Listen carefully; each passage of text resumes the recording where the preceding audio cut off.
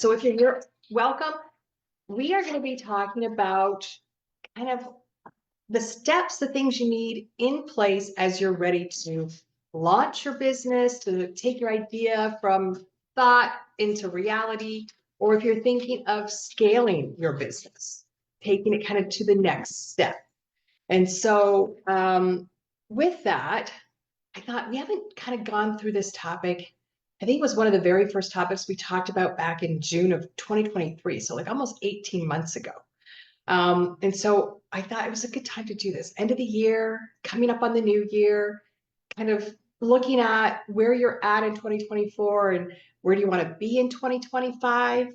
And these 5 steps are really going to kind of walk through like the who, what, where, why, when, like those questions, because that answers the how question. How do you start your business or take it or scale it?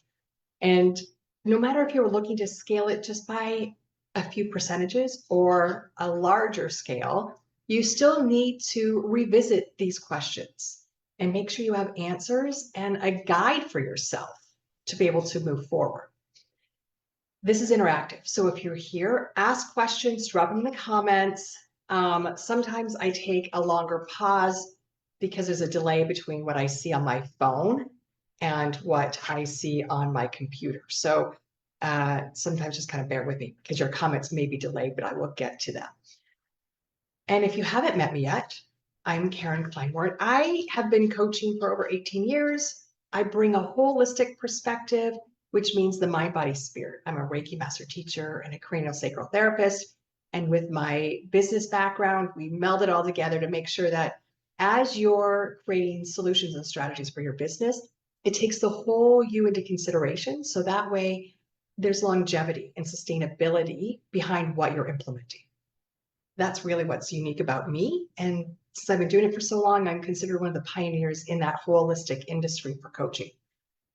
So today, what is your business? I want to ask you guys, what are you doing right now for your business? Where do you see it now versus a year ago or 6 months ago? What was the reason you got into business for yourself? Or if it's a side hustle, why did you start the side hustle to supplement your 9 to 5, your job, as they say? Think about that. And if you want to share, you can share in the comments and we'll kind of go through that because you want to reflect on that as we're walking through these 5 steps. So for me, I started my business in 2016. We officially launched it in 2006, July 1st. And it really, my motivation, my reason, my why was my dog was going through bone cancer treatment. And so my LLC is under therapy and transition, which is I use my dog's name, Tito, as the acronym. And the thought process was, as a Reiki master and craniosacral therapist, that we would be in transition doing pet therapy, Reiki therapy, craniosacral therapy for those that are medically fragile or challenged and couldn't leave their home. So that's how I came up with my business name. And that was the motivation behind why I started it. Now, that's not where it ended up 18 years later, but that's what motivated me. And as I go through and I change and I scale and I build my brand, I go back to that moment of why I started 18 years ago. Why did I want to do this?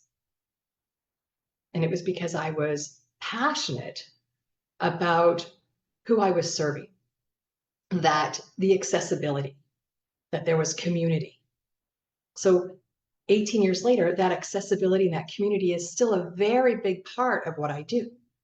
And it's one of the 2-3 filters that I put all of my business decisions. So as you're looking at starting your business or scaling, those pillars from the beginning are going to be those pillars still today. They may look and feel a little bit different, but they will still be there. So getting into it, what do you need to do? Who do you need to have? Where do you need to be? When do you need to be? And why? And that's why I started with asking about your why. Why did you start your business? What was the motivation? because in the end, we want to make sure these first 4 pillars that we're going to walk through is going to be built on that foundation. So if you had to think about what you needed to start your business or to scale, what are the 1 or 2 things that come to mind? Is it, if it's a product base, is it your products? Is it your services? What services are you going to provide? What is my branding? Budgeting. And budgeting isn't necessarily just money's in and money's out. It's financially, how are you going to start your business? Or how are you going to scale?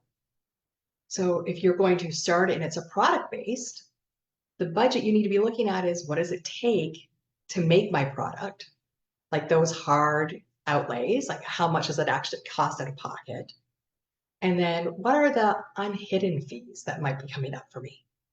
So you need to kind of go in and just really dissect what that looks like.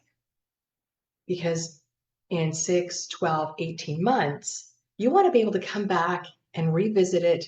You're going to do it regularly, but you really want to take time every 12 to 18 months to really look at all of those hidden expenses, those hard costs, and say, can I do it cheaper? What does my supply chain look like?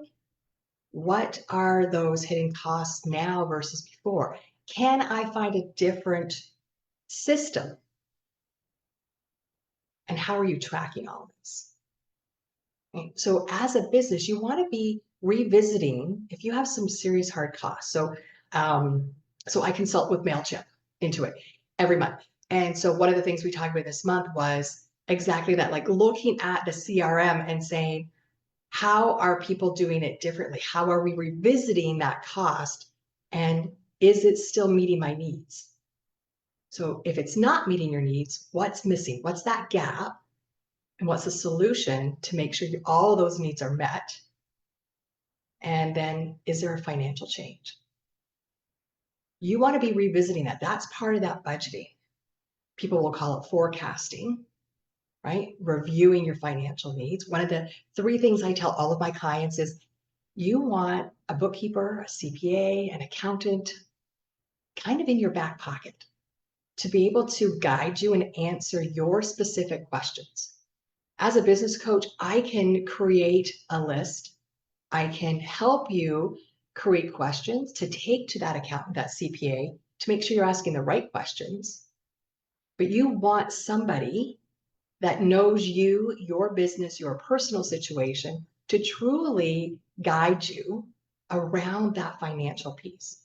Especially if you are established and you're looking at expanding and scaling your business, you want to make sure from a tax perspective that you've got your ducks in a row and that you're not going to set yourself up for something you definitely couldn't anticipate.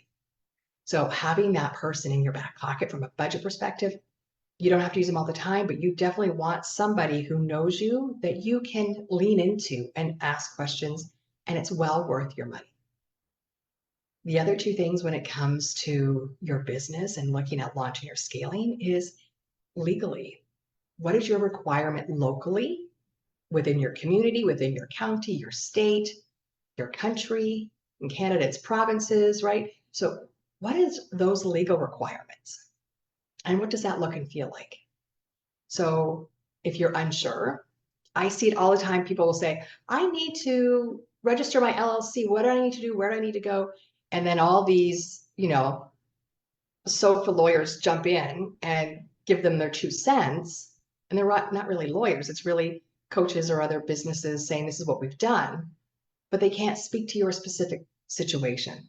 So you want to take it with a grain of salt, whatever anybody on Facebook tells you, and find, again, somebody local to say, yes, you're on the right track. You don't need to change anything, or maybe we do need to change it. This is what you need to take to your accountant.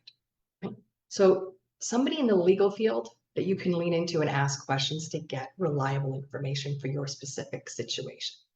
A CPA. And the third thing I always tell my clients is you want somebody for insurance. You want to have business insurance. Doesn't matter if you're service-based or product-based. And if you have a homeowner's insurance or a health insurance person, you want to make sure that you can call them first because they know you and ask them if their organization offers business insurance. If they do, great, they can help you. If they don't, then they'll be able to recommend somebody who can help you from an insurance perspective. But those are the three things. When we talk about what you need in place and we talk about budgets and we talk about the branding, we can talk about all that. But those are the three fundamentals. You want to make sure accounting, you have somebody that you know. Legally, somebody you can ask questions. Again, you don't have to have them on retainer. Sometimes you only need to talk to them once, well worth the investment. And then somebody from a business insurance perspective. And then one of the things I put in there was, right, I said budgets and then branding. Branding is not just your colors. It's not just your icon and your logo. Your branding is your messaging. And remember when I said, what was the motivator for you to start your business? That's your brand story. That becomes the foundation of how you create your messaging and how you share your messaging, right? So with that, there's many marketers that can help you with that. And again, like I'm not a branding expert. I know I can make my way around it and I can absolutely help my clients to make sure they ask the right questions. There are many branding experts out there. So if you want to be looking at investing and partnering with one to create a full portfolio, awesome. As a new startup, you don't necessarily need to do that. You can kind of jump into Canva and create something, but you want to be consistent with that. So your message, your voice, your story is shared through that. And again, we're talking, there's many things, but you just want to be consistent. And as you scale, the questions you're asking around your branding is it still relevant? Is how I present what we do and what we offer and where we're going, is it still accurate? Do we need to adjust? And in some instances, some small businesses, as they scale, they rebrand completely. And that's a question you want to be asking. So the third thing I was talking about when I was saying, what do you need? I put in bravery. And I was hesitant to put in there, but I'm like, no, this is really important. So when I say bravery is what you need to start or scale, what comes to mind? Why would you need to be brave in order, because it's also another word for what? For confidence, right? Why would you need a sense of self-confidence or bravery to be able to go into business or to scale your business? Think about it for a second. If you want to share, share.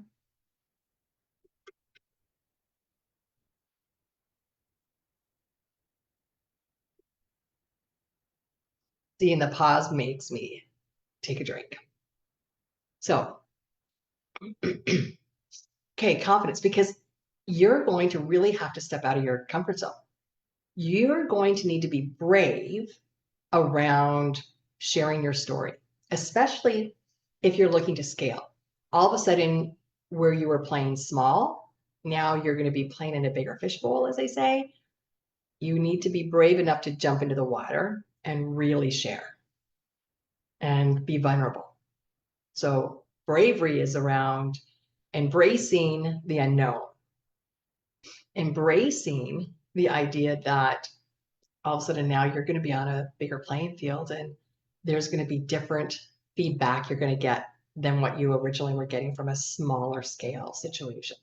So being brave, being able to experience things differently, hear things differently, and be opening for feedback. So that's kind of the what. When we're looking at going into business or scaling our business, that's the what behind what we need to be doing, right? Looking at it from a financial budgeting perspective, knowing you have those professionals available. You want your branding in place and questioning, is it still on target? Is it still doing what it needs to be doing? And then your bravery, putting on that, that coat of self-confidence and really kind of stepping out there and pushing yourself out there.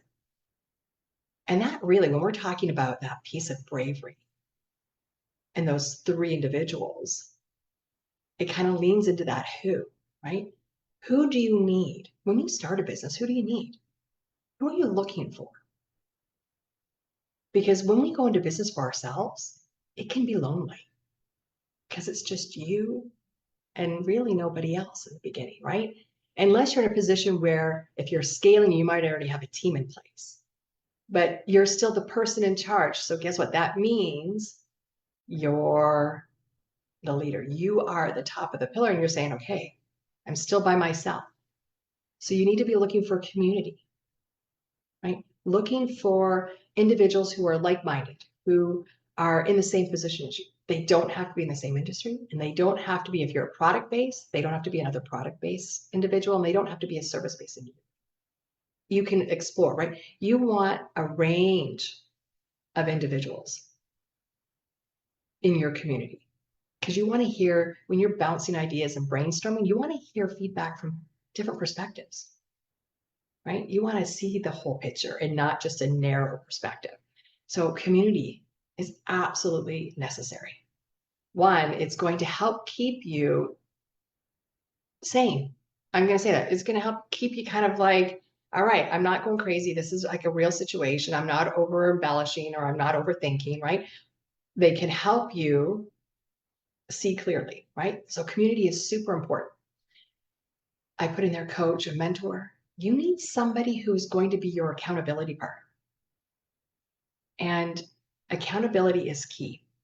When we start a business and it's just us, we're going, okay, well, great. So nobody's watching over my shoulder, right? When we think of when we work for somebody else, we have a boss or a senior supervisor, somebody's kind of always looking over your shoulder and saying, is she done? Is she on task? Is she on budget? What's she doing? Right? So somebody is holding you accountable.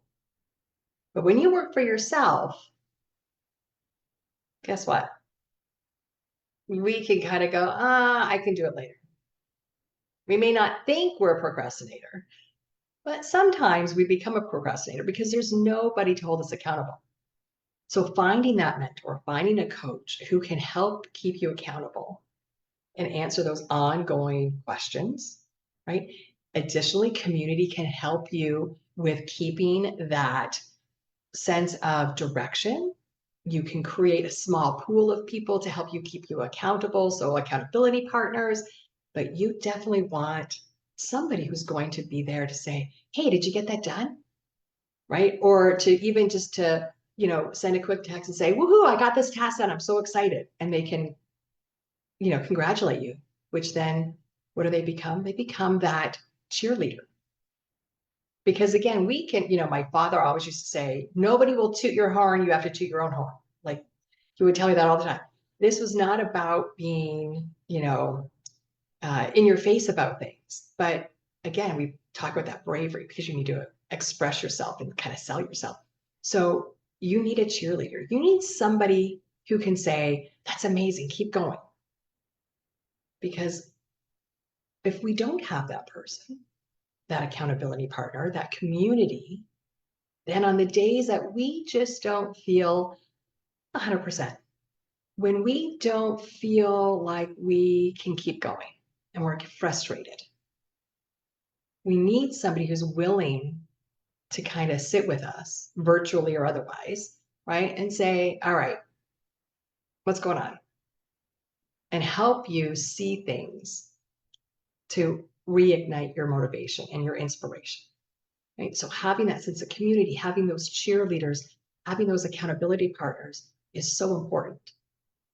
And especially if you're looking at taking your business and scaling it, that can be even scarier because now you have an established reputation and you're going to expand it and you start to question, should I do this? Shouldn't I? Oh, what if I flop? What if it doesn't work out? You need those people, that community, those mentors, those accountability partners, and those cheerleaders to be able to say, you've got this. You've got this. This is good. You're doing the right thing. You're answering all those what if questions. You're doing the work. Keep going. Right? So those who people become really important. even if they're not directly involved in your business and they're indirectly supporting you, that still counts. You want those individuals available too. So that's kind of when we look at the branding, you look at the who, what, where we're at, what questions, thinking about your own situation, where you're at now. And I asked this at the beginning, like looking at where you're at now, where were you when you started your business or a year ago, 18 months ago? What has been in place for you? Who has been there? What was the biggest supporting structure or person that you can think of? So think about that. Think about who has been there this whole time. Because that's somebody, or those are individuals who are going to consistently be there for you in the future as well. And as you're scaling, you're going to lean into them even more, right? Because you get nervous, you are uncertain, so you're going to want to still have somebody to say, I got this, right? I can do this. And they're going to give you the pat on the back and say, go for it, you got it, right? Because when we have the what in place and the who in place, because with the who, and we're scaling or stepping into growing into business, it leans into where are we going? Where do we need to be? So, what questions do you guys have right now, thinking about what we've just been talking about, around the what for your business, around the who, and as we go into the where, what questions are you thinking right now about your own situation? Drop them in the comments, because this is not just me as a talking head. I love it to be interactive. I love to be, put me in the hot seat, right? There's other people here. And even if you're watching the replay, you can comment, and Facebook normally notifies me. But if I don't respond to any of the replay comments in a timely manner, like within 24 hours, then shoot me a DM so I can answer those questions for you. So what questions do you guys have? What are you thinking? How many of you are just starting your business, and how many of you thinking of scaling, going into that next level of business? Because when we're thinking of the where, we're thinking, yes, the social media places, Facebook, Instagram, TikTok. Now we have Blue Sky, right? There's a mass exodus from X, and they're all jumping into Blue Sky. So where are you? Where do you need to be? And as you get to know your business and your avatar better, you're going to be able to refine those socials to make sure you're investing your time and energy into the right places. Okay. So I've got my level list here to make sure I don't lose track, right? That's my accountability when I do these live trainings. So we're looking at those socials, right? Sorry, my dog is starting to bark. I don't know if she's barking at. So where are you? Are you a local business? Are you confined to your local state or province? Are you confined to being a domestic, meaning within your country? So I'm thinking when we're talking insurance or legal or taxes, like when we were talking about those 3-pillar individuals to have in your back pocket, some of them are constrained where they can practice and how they can support you. So what is your service? What is your product? And are you just a local where you're in the market locally, or are you domestic, or are you international? Because you want to know that. Because if you are only a local business, and that's going to impact that branding. It's going to impact that avatar as you start to create it, right? And really define who you're speaking to. If you're international, do you need to be international? That's another big question. Like some people have this idea like, oh, for me to scale, I've got to be everywhere. I've got to be all over. It's a global economy. I've got to be everywhere, right? Especially for some of us that are service-based, right? We think, oh yeah, our market is a global market because we can do our service with anybody, no matter where they are. But is it? Because remember, sometimes when we're too broad of where we really see ourselves, it really dilutes the quality of what we're putting out there on our socials because we're not really targeting the people we want to talk to. So as you're looking to launch or to scale especially, ask yourself, where do I see my products or services in 18 months from now or 24 months from now? Because sometimes we get stuck in like, oh, the next 6 to 12 months, right? Those short-term goals. But when you're looking at where you need to be, you want to think further out. You want to think like this time next year, a year from July, like you want to be really thinking that 18-month mark because it's going to really support you in what you're going to create and how you're going to get there, right? And that also affects your budgeting. Going back to that number one question, what do you need? And we were talking about budgets and financials, right?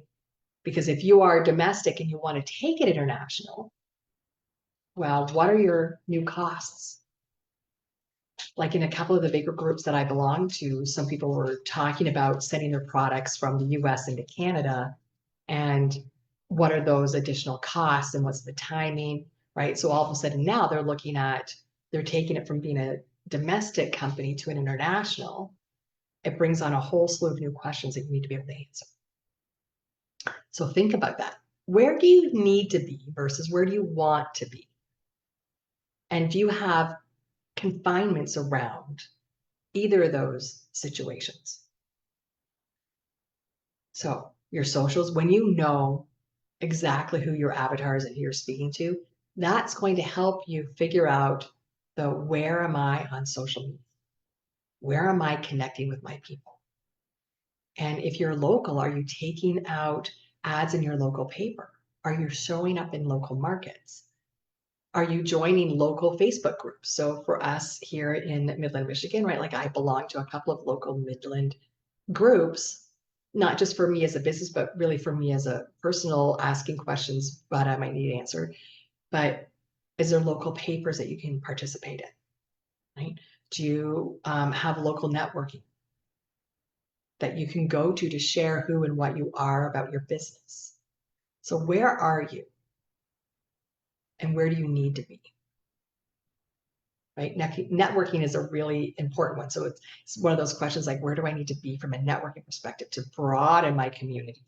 Right? We go back to that piece of community, right? So that's the where. Where are you? If you guys want to share in the comments, where are you right now? And where do you see your business in 18 months? Is it different or is it the same? What do you guys think? Where are you now versus where are you going to be in 18 months? And does it look different or does it look similar? Right? Similar means it's not going to be exactly the same. Everything changes. We transition, we morph. So things adjust based on external situations. So where do you want to be in 18 months versus where you are now?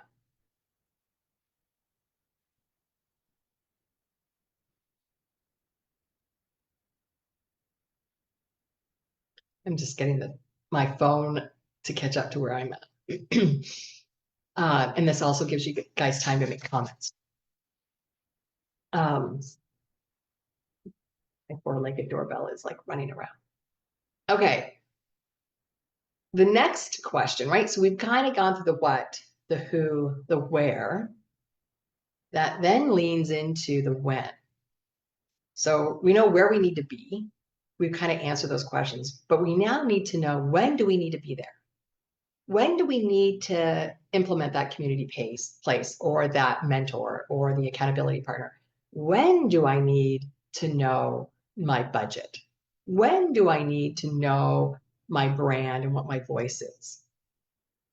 Right? So there's some pretty key dates around the when. You need to know when your year end is, right? So most small businesses use the calendar year. Like the larger Fortune 500 companies, they'll use a quarter end, or they'll use a 6 month, like March 31st or June 30th, September, depends on when they start their business and they switch things around.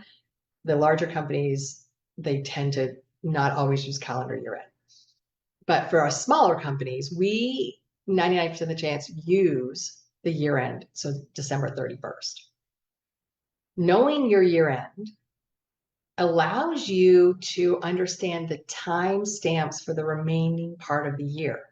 So here in the US, I'm thinking tax season. So year end, December 31st, March 30th is the date that your business taxes are due.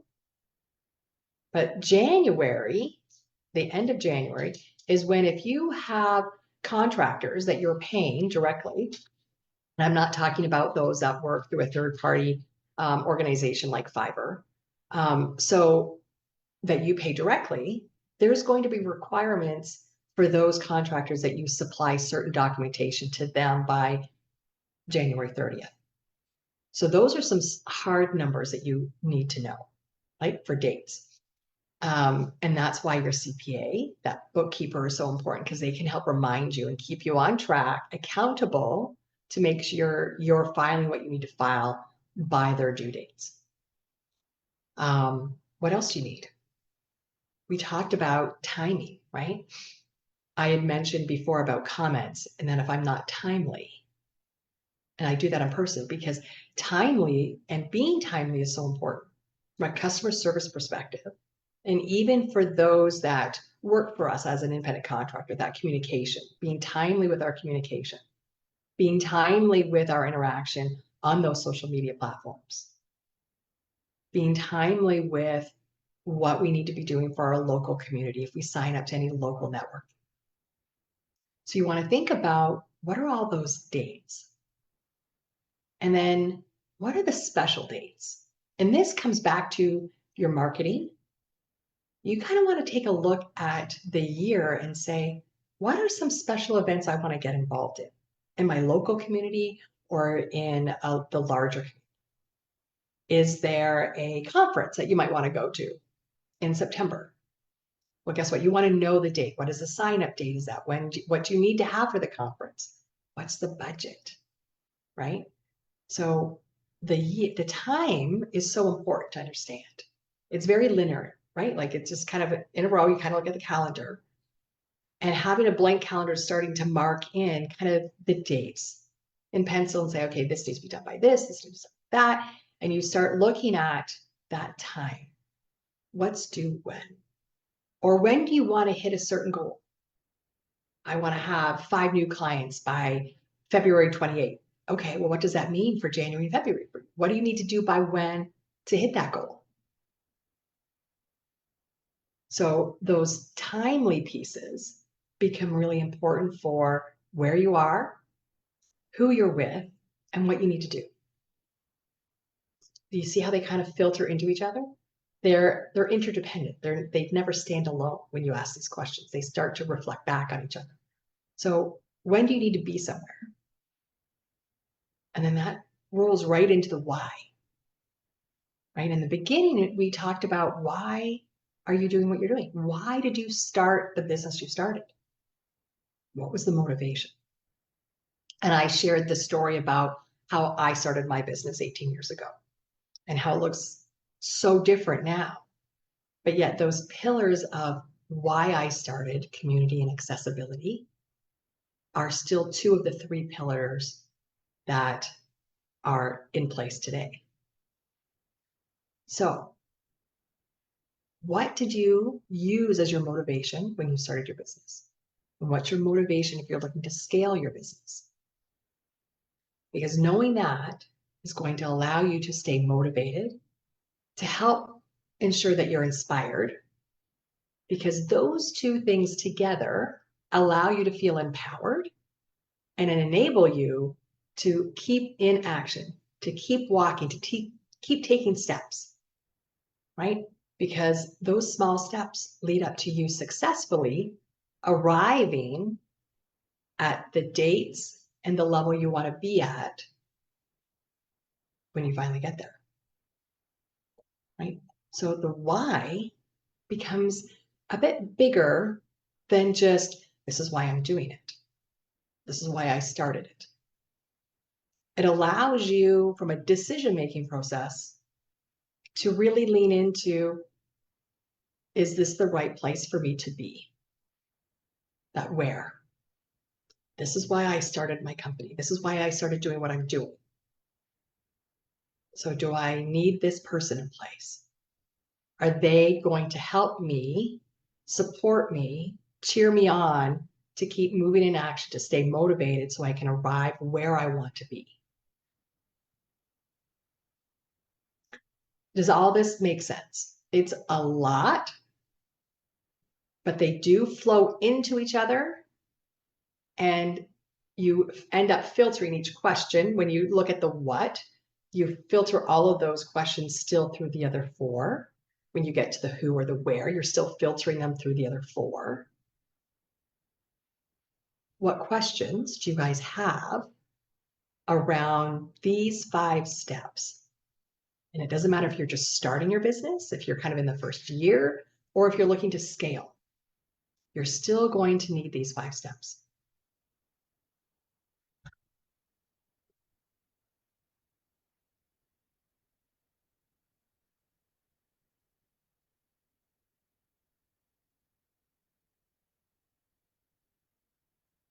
Nobody.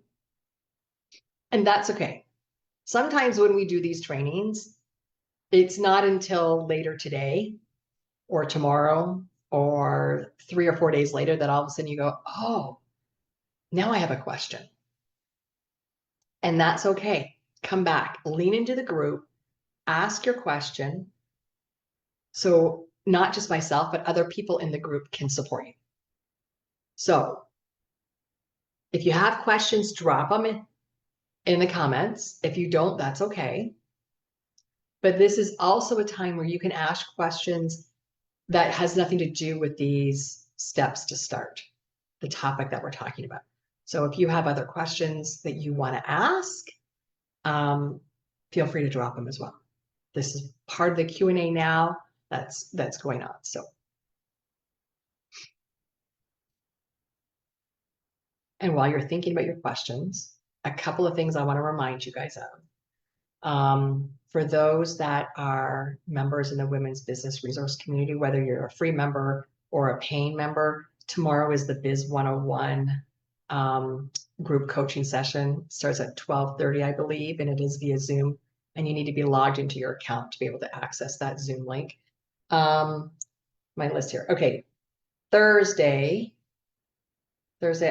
I can't think of the time. I have to look. Is the Savvy in the Square. It's that networking event. We did a trial test a couple of weeks ago, and it was a huge success. So this Thursday is our very first Savvy in the Square. So again, there is an event in the group that you can, good morning, Camille, that you can register, and then it will take you to the link to save your seat. Because we are limiting registration just because, well, we've done it as a trial, but I'm nervous. I'll just be honest. I'm nervous. So I've limited to the number to make sure that I've got it down pat. So that's Thursday. Friday, you likely noticed on Sunday, I posted about the 12 Slaves of Marketing Magic.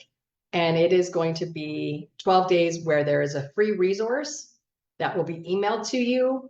And then on the last day, it will be a whole bundle that you'll get as one booklet. And there is a link, I'll drop it in the comments as well, a link to register for that, and it's free. So those are the things that are kind of coming up the last 3 days of this week. Questions. I know you kind of jumped in late, Camille, but any questions you want answers or support or help with, just drop them in the comments.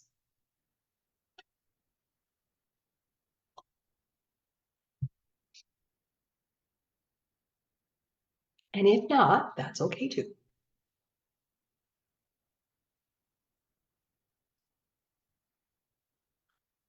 See, I gotta keep looking for the comments. Oh, just woke up. It's early. She's not on Eastern Standard Time. So, all right. Okay. So, shoot me a direct message if any of you have questions, and you don't want to put them in the public comments. That's okay. I know sometimes we can be a little uncertain, and that's all right. But just know whatever question you have, there will be other people in the group with the same question. Which reminds me, like you're in grade school and you're afraid to ask a question to the teacher because you don't want to look embarrassed in front of all the other students. Don't be that. It's okay to ask questions. There's no silly questions. But I am available, just so you know, you can always DM me with a question. Okay, so if we're good, no questions, then we'll call it a morning. And I'll try to make it to the Thursday event. Okay, perfect. If you haven't registered your seat, Camille, I'm going to put the link in the comments as well to go to RSVP or to save your seat. And then I'll also put in it's a sign up because it's email. So I need your permission to email you these pieces of marketing. So I will put that link in as well. So you guys can indicate that, yes, you want to get those emails for the 12 Slay of Marketing Magic. I'm excited about that. It's been fun to create it. So you're welcome. All right. So if we're good, I'm good. I'm grateful for all of you being here. Thank you for spending the last 45, 50 minutes with me. And I wish you all a beautiful day. Thanks for joining.